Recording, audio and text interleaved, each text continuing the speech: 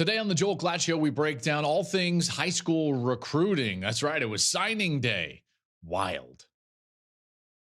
College football has never been better. Interest has never been higher. Believe that we are at the dawn of the golden age of college football. It was an epic day of college football. It was one of those days where you fall in love with the sport all over again.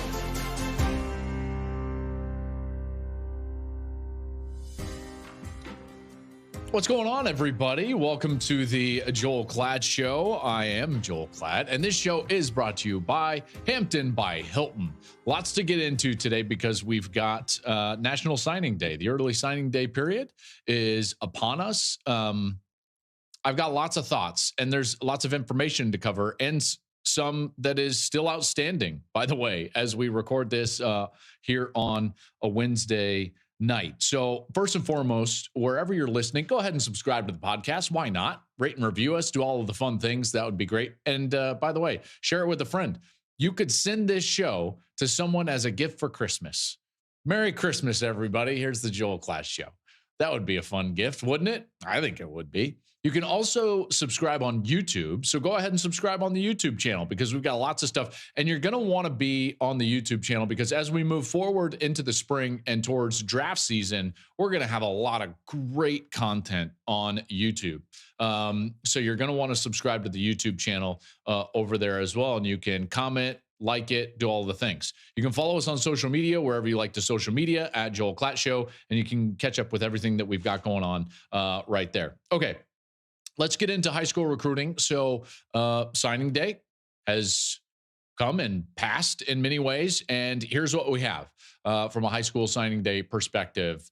The usual suspects recruited really well, right? I know that that is a shocker to everybody, but guess what?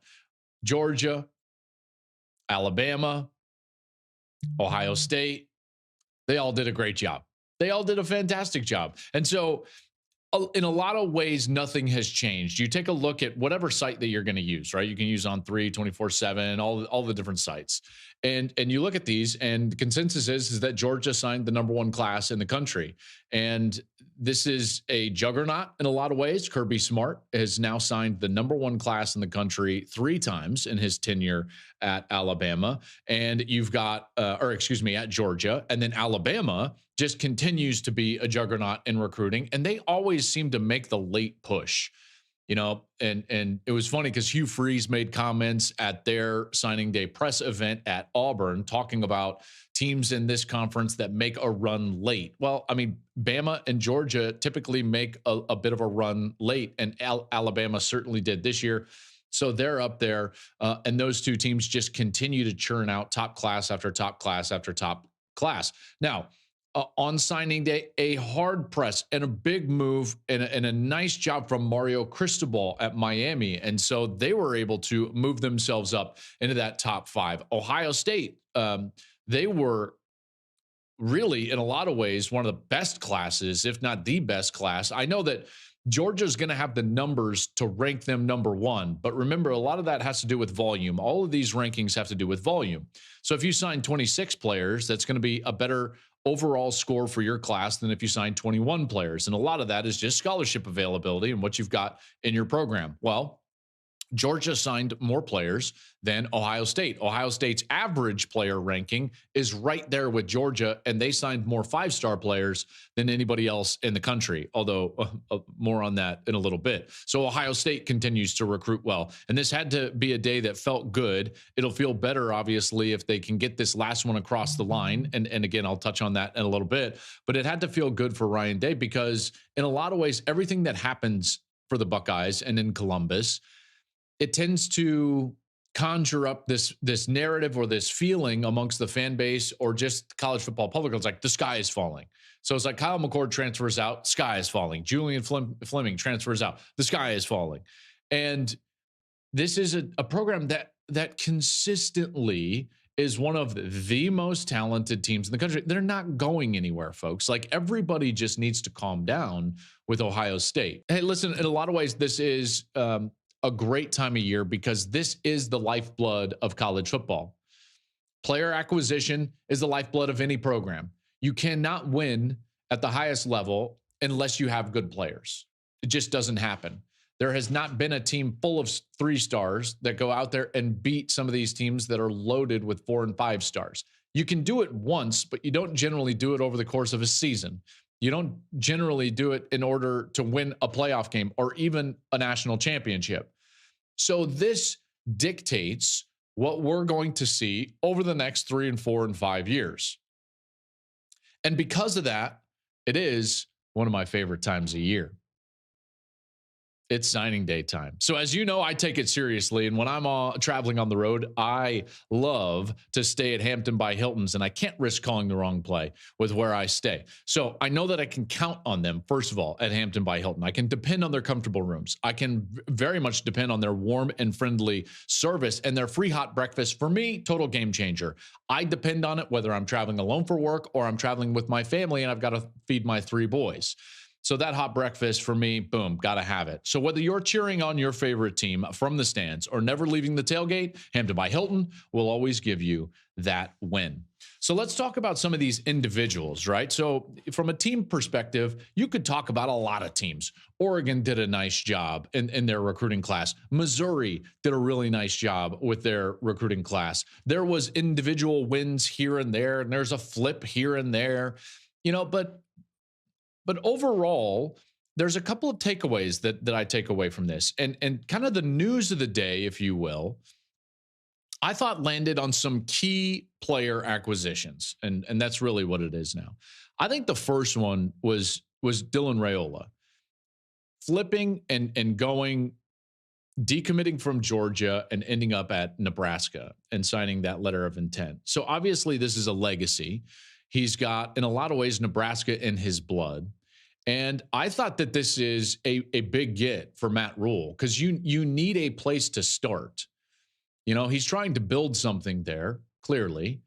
They were a really good team outside of their quarterback play.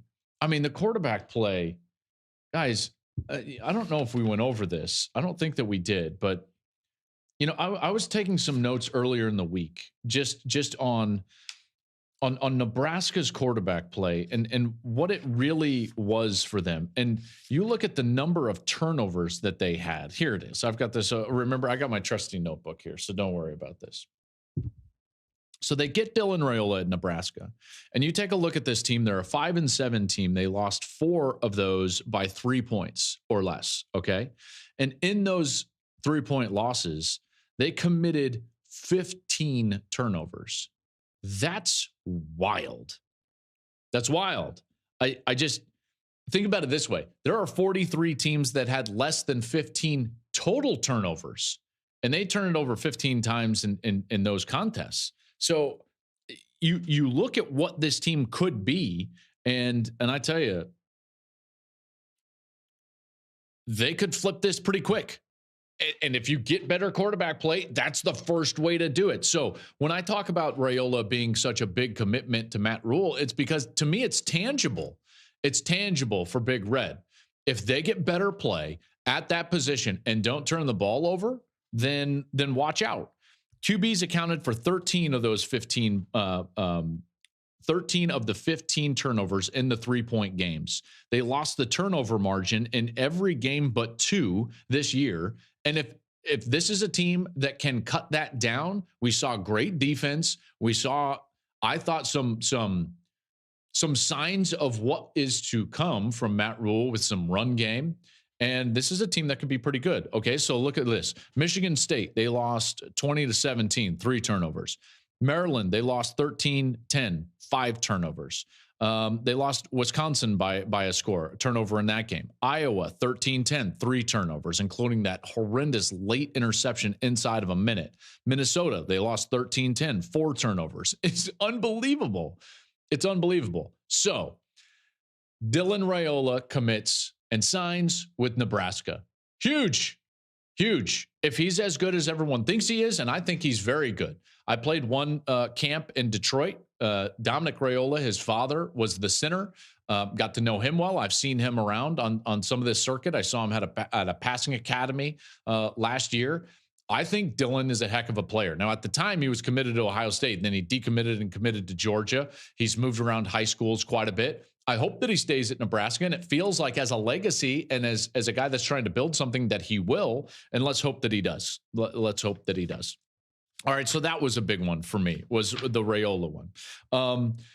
DJ Lagway, he's stuck with Florida. So this is a quarterback that there was some talk that there was, I guess, late interest from around the country. I think USC was trying to get involved late on this one, but Billy Napier holding on to DJ Lagway was huge. That's a monster commitment, and to get that across the finish line, that's a big one. So I thought that was big news on signing day. Edric Houston, the defensive lineman, there was some talk that there was, people creeping around Edric Houston, and he sticks with Ohio State. And so Ohio State gets his guy, a really good player, defensive lineman, and Edric Houston has a chance to help them in a major way, because we know that in order to win in that conference, in particular with what Oregon's going to bring to the table at the line of scrimmage and what Michigan already brings to the table at the line of scrimmage, they're going to have to be good at the line of scrimmage. Another big one, how about KJ Bolden? I thought the Georgia getting KJ Bolden really propelled them to that number one class. They flip him from Florida State. He goes to Georgia. That's a massive get. That's a massive get. By the way, both of those teams playing in the Orange Bowl. Our New Year's 6 preview episode will be next week, so make sure you're coming back for that one. But KJ Bolden to Georgia, that was big. All right, and then the other two, I would say, and listen, there are more, and I don't want to leave anybody out, because if you're listening to this, you probably want me to tell you how great your school did. In a lot of ways, high school recruiting day is a little bit like fantasy football, right? You really care intimately about like just your team, and you want me to tell you that the players that your team got and your team signed, they're going to make the difference and make a turn, and they're going to win a national championship at your school. And in a lot of ways, we have no idea, and I think that that's pretty clear. But the other two big ones, I just think from a news perspective, are two guys, Jeremiah Smith, the wide receiver, Ohio State, number one player in the country, and Jordan Seaton, the number one offensive lineman, who was committed to Colorado. Remember, committed on undisputed with Skip and the guys and did the whole thing, and now has not signed and will not sign on Wednesday. And it looks like there are a couple of big players involved, Maryland being one of them, Oregon being another, that are making a big push late to get Jordan Seaton. Let's call it what it is. When a player flips, or when there is a push from a team late, what does that mean? That obviously means NIL dollars. Okay, like that's pretty clear. Don't begrudge the players that one bit. And if they want to play in that world, then absolutely go ahead and play in that world. I think that the hard part from a coaching perspective and from a program perspective is that nobody can sign until that day. So the volume of players that you're trying to herd is at times like catching butterflies, herding cats. It's difficult, because everybody's getting calls, and there's a bag man ready to show up at everybody's doorstep. So these last few hours, like, they take years off of these coaches' lives, and these coaches hate it. And in a lot of ways, rightly so. But again, I'm not begrudging the players who want to play that game and who want to derive leverage or use that leverage. Then they should, and they should be able to, because again, their commodity is their talent. And the university, the program, those teams and those coaches, they need that talent in a lot of ways in order to be as successful as they want to be. Well, if that's your leverage, then use it. Any one of us listening right now, and I'm included in this, are looking for opportunities in our professional life to use leverage. Of course we are. So we should not begrudge these kids and players and young men. I should call them young men. I shouldn't call them kids. These young men, the opportunity to do that. When you have leverage in your life, exercise it. Of course. I hope I get a chance to do it someday. I hope you get a chance to do it someday. That just kind of is what it is. So what should we do about it? Well, let's just say you don't want to play in that world. For whatever reason. Okay. You could be the number one player. You could be the 100th ranked player. You could be the 300th ranked player. It doesn't matter. Right? 50th player. It doesn't matter. If you're a player that doesn't want to play in the leverage game, okay, and you don't want to be fielding calls, I think that we should allow players to sign at any moment during the course of their recruitment. For one, it would, in a lot of ways, it would reduce the ridiculous blanket offering of sophomores and freshmen throughout the country, high school sophomores and freshmen throughout the country. You wouldn't be able to have 50 or 65 offers out there. And it's like, oh, we like that kid. Offer him so that we can put out a social media post, or he can put out a social media post, because there would be some consequences to that. As soon as there's an offer out in my system, that kid could sign it. Bam. And it's done. He can sign his national letter of intent right then, right there. Then guess what? Tampering rules apply. So nobody else can call him. So in a lot of ways, like, the player could be done with it and not have to deal with the rat race that is recruiting if he doesn't want to. And then the coach would have the peace of mind of knowing that that player could not break that letter of intent. And at least in his first year, is definitely going to be at that institution and with that program. Now, if the coach gets fired or if the coach leaves, obviously that then would be an ability or a way or an avenue to unbind that national letter of intent, right? So clearly, and I know there are people out there like, well, what if this, Joel? Well, yeah, obviously there are going to be examples where that's going to be a non-binding agreement. But if the coach stays and if the player wants to sign that agreement, it should be binding. And by the way, I don't really see why there shouldn't be able to be some sort of like NIL connection once the player is done with his last season and in those months leading up to his ability to go and enroll in the institution, where that NIL can kind of start.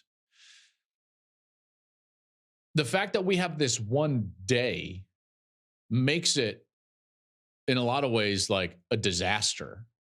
Now, it's fun for some, and maybe you had fun yesterday, watching everything roll in and watching your team.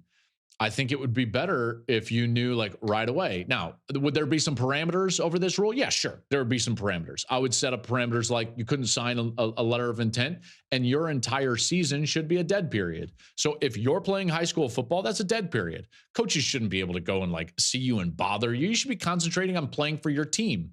That's what you should be able to do. And then if it's outside of that season, guess what? You should be able to be recruited, and you should be able to go take visits. And if offered, and if you want to be there, and if you like that coach, you should be able to sign. Why wouldn't you? Why shouldn't you be able to sign right there? So in a lot of ways, what we have right here, the big rat race, could be reduced down to just those that want to play the game all the way through. And then the coaches would at least know, okay, so that guy's verbal, but he doesn't want to sign until later. Okay, so like I know that that's going to be a battle. It's going to be a battle. And now everybody else, it's like a bat signal from that player. They would know like that player is basically available.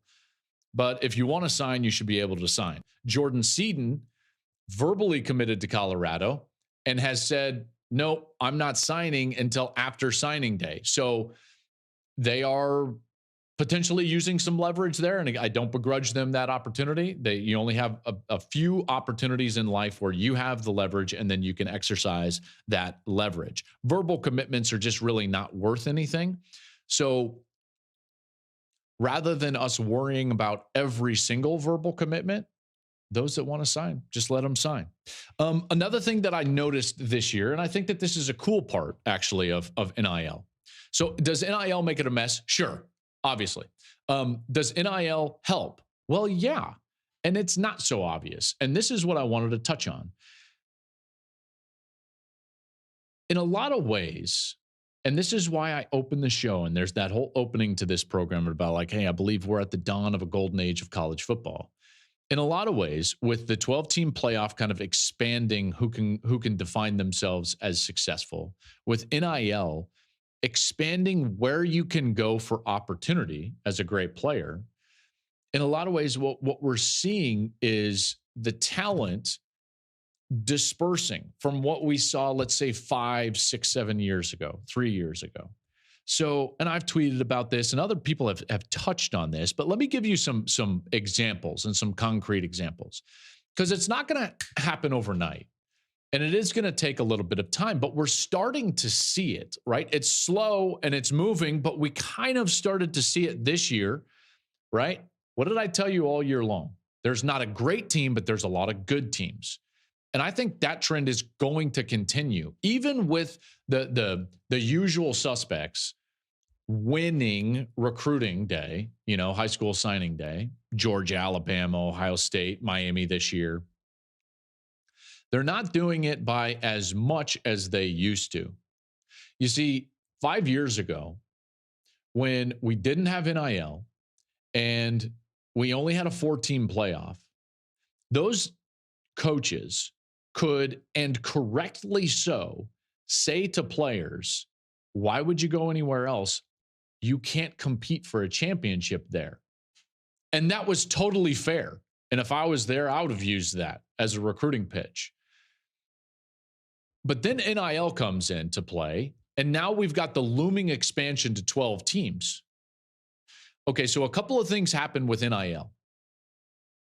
If you're one of the top, let's call it like 10 or 20 players in the country, then you could probably should expect that school's best NIL deal that they can possibly provide. That's what you're looking for, because you're essentially like a first-round draft pick, And are you going to get, what the star player or what the veteran gets? I don't know. But you would at least expect that team's best foot forward.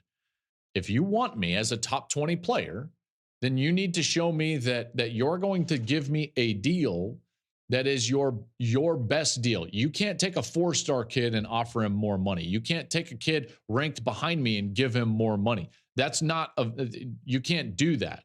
So guess what we see? We see top-end talent being dispersed around the country more so than what we saw 3, 4, 5, 6, and 7 years ago.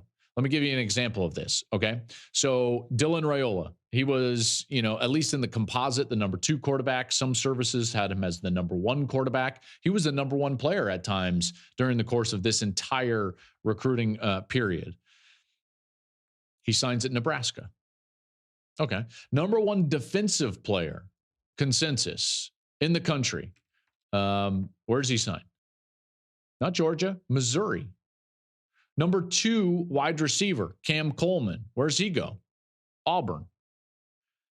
The number 3 wide receiver, Micah Hudson, really good player. Where'd he go? Well, obviously, he went to Texas or Ohio State, right? Nope, Texas Tech. At least in terms of a verbal commitment, the number 1 offensive lineman in the country, Jordan Seaton. Where is he verbal to? Colorado. Now, will he end up at Colorado? Don't know. But guess where he's at least rumored to be going? Maryland. Same boat. Number 1 offensive lineman, not going to the traditional power. The number 2 edge player in the country. This was Dylan Stewart. Where is he going? South Carolina.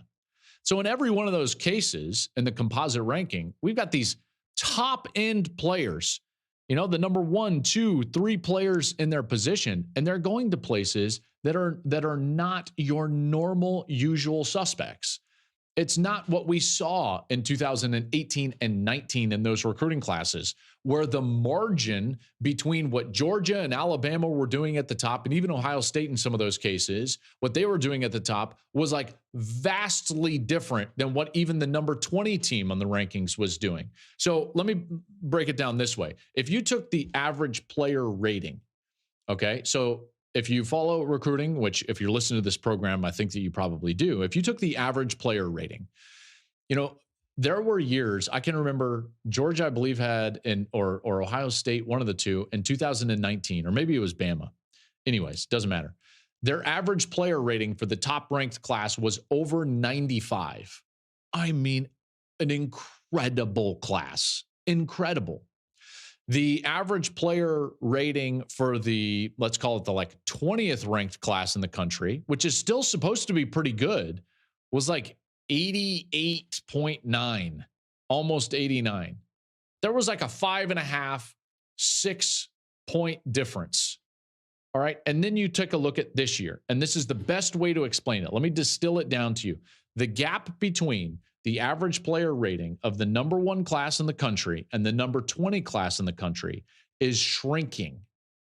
It's shrinking because the talent is being dispersed through the country. Okay. So it's shrunk in each of the last 3 years. And this year, 2000 and well, I guess this is the 2024 class, right? I don't know, whatever. I always get confused. I believe it's the 24 class, even though we're still in 23. This average player rating, the difference between the number 1 class and the number 20 class is the smallest that it's ever been since we've tracked average player rating. So these classes are much more similar than they are different. The margin used to be so big.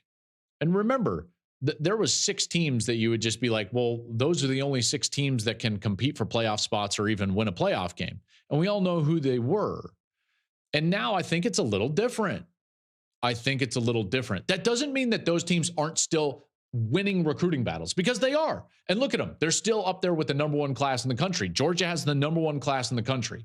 Are they going to have a better chance to win the national championship than everybody else? Yep, probably so. But their gap and the gap between them and everybody else is at least starting to shrink. Is there a gap? Yes. Is it starting to shrink? Absolutely. And I think that's a good thing for college football. I think it's a really good thing for college football. As we now enter into this era of the 12-team playoff, I'm interested to see how the combination of NIL in terms of spreading out the top players and the combination of that and more teams being at least a participant in the playoff, how that affects the recruiting rankings as we move forward.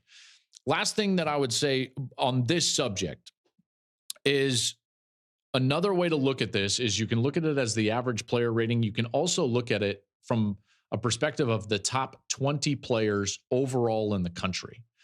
And if you look at the top 20 players overall in the country and the composite rankings, composite meaning you take all the services and you average them all out. Here's the top 20 players as we rank them.